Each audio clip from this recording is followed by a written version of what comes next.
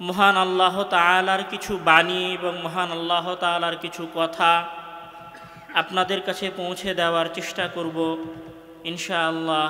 ওয়া মা তৌফিকি ইল্লা বিল্লাহ। সম্মানিত উপস্থিতি, আমরা জানি যে পৃথিবীতে প্রত্যেকটা জিনিস বা প্রত্যেকটা বস্তুর নির্দিষ্ট একটা মেয়াদ থাকে। যেমন ধরেন, আমি একটা গেঞ্জি কিনেছি, সেটা যত দামি গেঞ্জিই হোক না কেন, সেই গেঞ্জির নির্দিষ্ট একটা বয়স সীমা আছে। হয়তো আমি সর্বোচ্চ ওই গেঞ্জিটা 2 বছর পরতে পারি, আর একটু গরিব হলে 3 বছর পরতে পারি, আর একটু গরিব হলে ছিঁড়ে গেলেও 4 বছর পরতে পারি। তারপরে ওই গেঞ্জিটার মেয়াদ শেষ হয়ে যায় এবং ওই গেঞ্জিটা তখন আমাদের বাড়ির পাপোশে পরিণত হয়। একসময় পাপোশে পরিণত হওয়ার কিছুদিন পরে সেটা পাপোশ থেকেও দূরে সরে যায় এবং সেটাকে ডাস্টবিনে নিক্ষেপ করা হয়। যেমন ধরেন, আপনি একটা দামি মোবাইল কিনেছেন, ওই মোবাইলটারও কিন্তু একটা মেয়াদ আছে।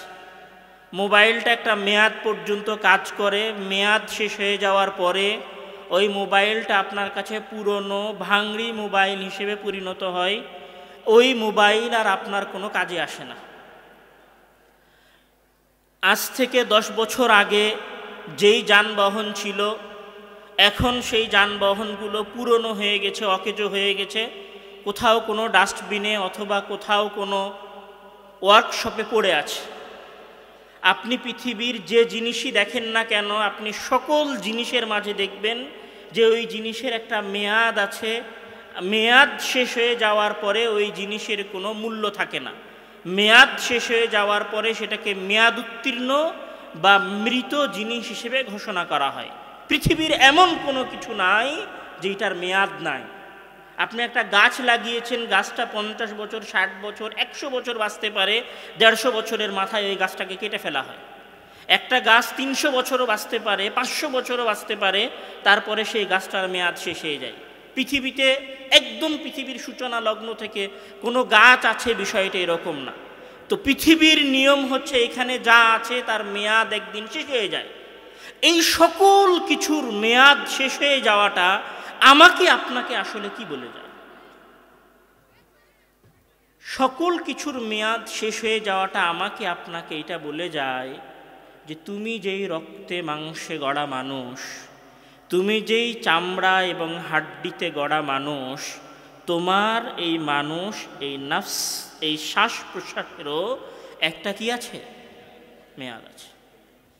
আপনার গেঞ্জির মেয়াদ 2 বছর, আপনার মোবাইলের মেয়াদ 5 বছর, আপনার গাড়ির মেয়াদ 20 বছর, আর আপনার মেয়াদ সর্বোচ্চ 70 বছর, 80 বছর, 100 বছর,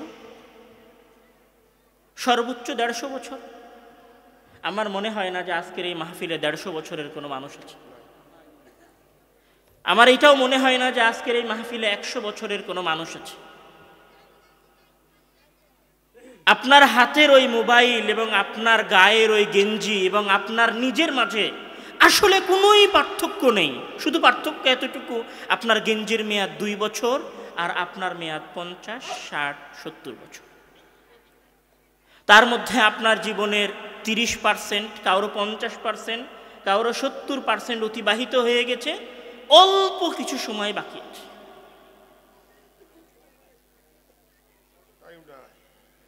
আপনার মেয়াদ যদি 70 বছর হয়ে থাকে আর আপনার বয়স যদি 40 বছর হয়, তাহলে আর কয় বছর আছে? 30 বছর। আপনার মেয়াদ যদি 70 বছর হয় আর আপনার বয়স যদি 60 বছর হয়, কয় বছর আছে? 10 বছর। 60 বছর পার হতে কতদিন সময় লেগেছে? ভাই, চোখের পলকে পার হয়ে গেল। বুঝতে পারেনি মনে হয় কথাটা। 60 বছর পার হতে কতদিন সময় লেগেছে? 2 বন্ধুতে যখন কথা হয় তখন 60 বছরটা বোঝা যায়। 60 বছরটা কতদিন? 7 বছরটা হচ্ছে চোখের পলকেই তো পার হয়ে গেল। ওই তো সেই দিন স্কুলের মাঠে খেলছিলাম আমি আর তুই, ওই যে সেই দিন বিলে মাছ মেরে আসলাম আমি আর তুই, ওই যে সেই দিন ফুটবল খেলতে গেলাম ওই পাড়ায়, ওই যে সেই দিন আর আজকের 60 বছর। 60 বছর এর মেয়াদ শুধুমাত্র সেই দিন, চোখের পলক। আমি মনে হয় বুঝাতে পারিনি কথা। আপনার 60 বছর আর আপনার 40 বছর আর আপনার 30 বছর শুধু কতটুকু? শুধু হচ্ছে চোখের পলকে পার হয়ে গেল। যদি আর 20 বছর থেকে থাকে, যদি আর 30 বছর থেকে থাকে, যদি আর 10 বছর থেকে থাকে, যদি আর 5 বছর থেকে থাকে, তাহলে সেটাও কতদিন? চোখের পলক। সেটাও কতদিনে পার হয়ে যাবে? চোখের পলকে পার হয়ে যাবে। আমি আপনাকে আরেকটু কাছে করে বুঝাই। আপনার বয়স যদি 65 বছর হয়, আর আজকে আপনার বয়স যদি 64 বছর 364 দিন হয়, এমন বোঝাতে পারিনি কথা। আপনার বয়স যদি 65 বছর হয়, আর আজকে যদি আপনার বয়স 64 বছর 364 দিন হয়, তাহলে আর কয়দিন আছে? একদিন আছে। আপনি জানেন আপনার কত বছরের মেয়াদ? এখানে কোনো একজন যুবক, কোনো একজন ছাত্র, কোনো একজন তরুণ, কোনো একজন কিশোর, কোনো একজন পূর্ণ 40 বছরের যুবক দাঁড়িয়ে কি আমাকে কথা বলতে পারে আমি আপনাকে চ্যালেঞ্জ দিচ্ছি যে আমি 60 বছর বয়স পর্যন্ত বাঁচব? আমি আব্দুর রহমান নিজেও এটা জানি না যে আমি আজকে রাতে এই সফর শেষ করে বাসায় ফিরে যাব কিনা। আপনারা কেউ জানেন না যে আজকের এই প্রোগ্রাম শেষ হয়ে যাওয়ার পরে আগামীকাল সকালে ফজরের সালাত আদায় করার তৌফিক এবং সৌভাগ্য আপনার হবে কি হবে না। কেউ জানে না, কেউ না। আমাদের মাঝে একজন মানুষ এইরকম নাই যে নিশ্চয়তা দিতে পারে আমি আজকে রাতে ঘুম যাব আর আগামীকাল সকালে উঠব। আমার এবং আপনার জীবনের বাস্তবতা এইটাই। আমার এবং আপনার জীবনের বাস্তবতা এইটাই যে আমার এবং আপনার সামনে একদিন মালাকুল মউত হাজির হবে এবং আমাদের চক্ষুর শেষ সীমানায় বসবে এবং বলবে, ইয়া আইয়াতুহান নাফসুল মুতমাইন্নাহ উখরুজি, হে আল্লাহ তাআলার সন্তুষ্ট বান্দা, যার প্রতি আল্লাহ তাআলা সন্তুষ্ট হয়েছেন, তুমি বের হয়ে আসো। অথবা বলবেন, ইয়া আইয়াতুহান নাফসুল খাবিসা, হে খাবিস নিকৃষ্ট আত্মা, তুমি ওই দেহের ভিতর থেকে বের হয়ে আসো। এটাই আমার এবং আপনার জীবনের প্রকৃত বাস্তবতা। এবং যেই দিন ফেরেশতা এই কথা বলবে, ইয়া আইয়াতুহান নাফসুল খাবিসা, সেই দিন আপনার কাছে বিন্দু মাত্র সুযোগ থাকবে না কোনো কিছু করার। মহান আল্লাহ তাআলা বলছেন, আউযু বিল্লাহি মিনাশ শাইতানির রাজীম, বিসমিল্লাহির রহমানির রহিম, হাত্তা ইযা জাআ আহাদাহুমুল মাউত ক্বালা রাব্বিরজিউন লাআল্লি আ'মালু সালিহান ফীমা তারাক। যখন তোমাদের কারো চোখের সীমানায় মালাকুল মউত এসে বসে এবং মালাকুল মউত বলে, ইয়া আইয়াতুহান নাফসুল খাবিসা, হে নিকৃষ্ট আত্মা, হে সালাত না আদায়কারী আত্মা, হে টাকনুর নিচে কাপড় পরিধানকারী আত্মা, হে মহান আল্লাহ তাআলার আদেশের সীমা লঙ্ঘনকারী আত্মা, হে সিয়াম না পালনকারী আত্মা, হে জিনাকারী আত্মা, হে ব্যভিচারী আত্মা, তুমি বের হয়ে আসো। তখন আপনি আপনার রবের কাছে বলতে থাকেন, মহান আল্লাহ তাআলা বলছেন, তখন আপনি আপনার প্রতিপালককে বলতে থাকেন, রব্বিরজিউন, রব্বিরজিউন, হে আল্লাহ তুমি আমাকে একটু মাত্র ফিরে যাওয়ার সুযোগ দান করো, লাআল্লি আ'মালু সালিহান, যেন আমি সৎ কাজ করতে পারি।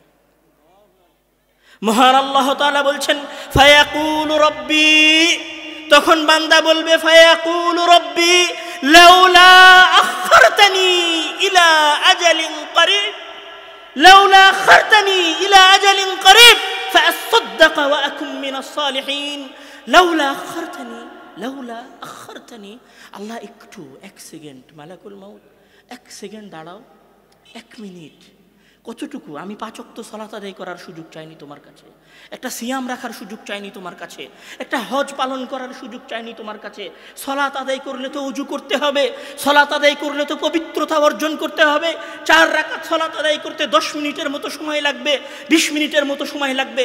আমি তোমার কাছে সালাত আদায় করার সময়টুকুও চাচ্ছি না, আমি শুধু চাচ্ছি ফাআসাদদাকা ওয়া আকুম মিনাস সালিহিন, আমার পকেটে হাত দিব আর পকেট থেকে 10 টাকা বের করে একটু আল্লাহর পথে দান করে দিব। শুধু এতটুকু সময় আমাকে দাও। ওয়া আকুম মিনাস সালিহিন, একটা দানের মাধ্যমে যেন আমি সৎ কর্মশীল বান্দা হিসেবে পরিণত হতে পারি। একটা দানের সুযোগ, একটা দান করতে কতক্ষণ সময় লাগে? এই যে 5 মিনিট আগে আপনারা দান করছিলেন, এই দানটুকু করতে কতটুকু সময় লেগেছে আপনাদের? পকেটে হাত দিয়েছেন, 10 টাকা 100 টাকার নোটের মধ্যে থেকে বের করে 10 টাকার নোটটা চট করে দিয়ে দিয়েছেন। আপনি আল্লাহ তাআলার কাছে শুধুমাত্র একটা দান করার সুযোগ চাইবেন, তখন মহান আল্লাহ তাআলা বলবেন, কাল্লা কাল্লা ইন্নাহা কালিমাতুন হুয়া কাইলুহা, কখনো নয়, আমি তাকে 1 সেকেন্ড সময় দিতে পারি না। কেননা আমি তাকে 70 বছরের সময় দিয়েছিলাম, কেননা আমি তাকে 40 বছরের সময় দিয়েছিলাম, আমি তাকে 50 বছরের সময় দিয়েছিলাম, আমি তাকে 60 বছরের সময় দিয়েছিলাম। আজকে সে শুধু এই কথাটুকু বলছে, তার সামনে মৃত্যু উপস্থিত হয়েছে, এই কারণে কালিমাতুন হুয়া কাইলুহা, এটা শুধু বলার কথা, তাই সে বলছে। এই কথার সাথে তার হৃদয়ের কোনো কানেকশন নাই। আমি যদি তাকে ছাড় দেই, ছাড় পাওয়া মাত্রই সে আবার খারাপ কাজে লিপ্ত হবে। এটাই হচ্ছে আমার এবং আপনার জীবনের প্রকৃত বাস্তবতা। আমার এবং আপনার জীবনের প্রকৃত বাস্তবতা হচ্ছে এটাই যে আপনার মেয়াদ 60 বছর 70 বছর পার হয়ে যাওয়ার পরে 3.5 হাত কবর আর 2টা কাফনের কাপড় হচ্ছে আপনার জীবনের প্রকৃত বাস্তবতা। আপনি বিশ্বাস করুন আর নাই করুন, আপনি মানুন আর নাই মানুন, আপনার দাদা যদি কবরে গিয়ে থাকে, আপনার দাদার বাপ যদি কবরে গিয়ে থাকে, আপনার ভাই যদি কবরে গিয়ে থাকে, আপনার নানি যদি কবরে গিয়ে থাকে, আপনার নানা যদি কবরে গিয়ে থাকে, আপনার ফুফু যদি কবরে গিয়ে থাকে, আপনিও কবরে যাবেন। বিশ্বাস হয় না? কি নিয়ে যাবেন? আপনার শরীর, আপনার আমলনামা আর কাফনের 2টা কাপড়। কতটুকু অসহায় হবেন জানেন? আপনার খাটিয়ার উপরে রাখা চাদরটা আপনাকে কবরে নামানোর পরে মাটি দেওয়া শেষ হয়ে গেলে আপনার সন্তান খাটিয়ার ওপর থেকে ওই চাদরটাও খুলে ভাঁজ করে বগলের তলে করে বাসায় চলে যাবে। আপনি বুঝতে পারেননি আপনার অসহায়ত্ব, আপনি বুঝতে পারেননি আপনার জীবনের শেষ ঠিকানা, আপনি বুঝতে পারেননি আপনার জীবনের প্রকৃত বাস্তবতা, প্রকৃত তিক্ত সত্য কথা। আমার এবং আপনার জীবনের প্রকৃত তিক্ত সত্য কথা হচ্ছে মৃত্যু। আমার এবং আপনার জীবনের প্রকৃত তিক্ত সত্য কথা হচ্ছে কবর।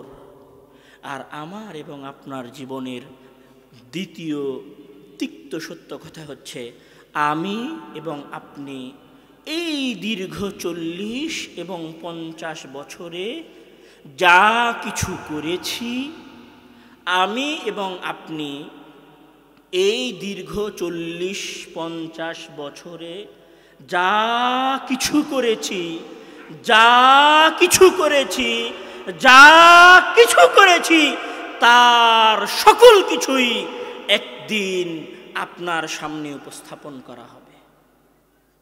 আপনার জীবনের 2টা বাস্তবতা, এক যে আপনার জীবনের একটা মেয়াদ আছে, মৃত্যু আপনার দরবারে আসবে, আপনি কবরে যাবেন।